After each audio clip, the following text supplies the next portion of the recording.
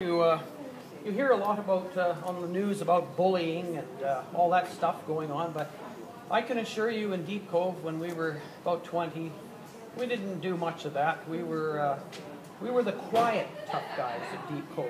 Are you sure? The little group that I hung out in, we were noted as the small group. We were noted as the quiet tough guys. So in this story, anyway. But sometimes, once in a while, the guys from Burnaby would come down, and they weren't quiet. They were tough guys, and this is a story about them.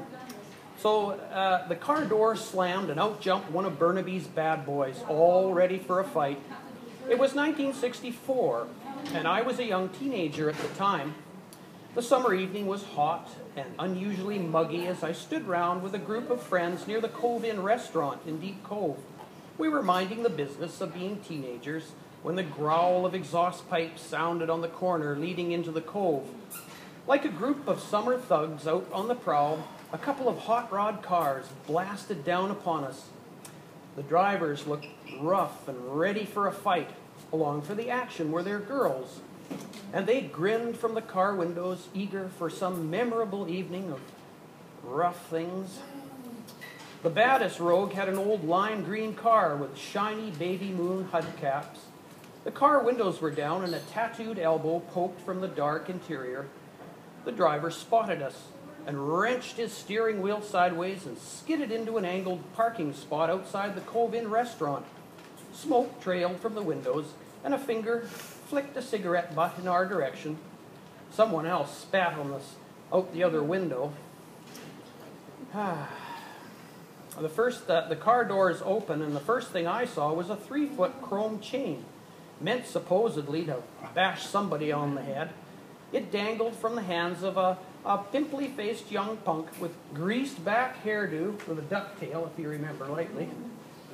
A few silver studs caught the gleam of the streetlight on his black leather jacket, and a sharpened rat-tail comb stuck up in his back pocket. A red-eyed rage, he rattled his chain at us. His girlfriend looked equally roguish, dressed in her car-matching green-pink miniskirt, black spikes, and blonde hair. She hopped out of the car, determined to make an equally grand appearance, and leapt up onto Bad Boy's car hood for a better view of the action. And here she took great care to drape herself, just so, with the legs up.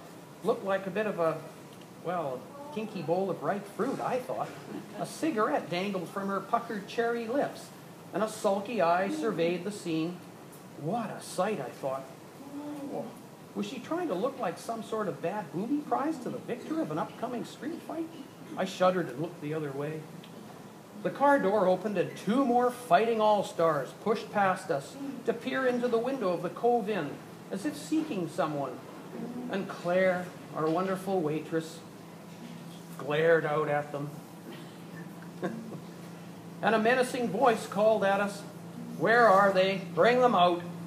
The chain rattled and swung around in dirty hands like a baseball bat, but we ignored them, looked the other way, tried to look dumb. Well, I suppose some injurious gang battle between Deep Cove and Burnaby had occurred in Kate's Park or some other dark place, and these vengeance seekers from Burnaby had arrived in the Cove to settle the score. Gang violence was rare in Deep Cove in the 1960s when I grew up. We were the new generation, the new hippie generation. Make love, not war, somebody said. Certainly all that pot smoke blowing in the wind kept us a lazy lot. I had personally given up fighting in elementary school. It caused too many aches and pains. Yes, the only tough guys the Burnaby thugs found in Deep Cove that night were a handful of peace-loving teenagers, and no one said a word to them. We ignored them and beat them at their game. Looking back now, I remember the disappointed look on the mousy blonde's face as she slid down off the car hood, and the greaseball punk in his slick hairdo as he rolled up his fighting chain and threw it back into the car. He shot us all a dirty, frustrated look, jumped in his old green Ford hot rod, and roared out of the Cove in a stinky trail of blue smoke. The whole rotten mob left the Cove, thinking us a feeble lot, not even worth a fight.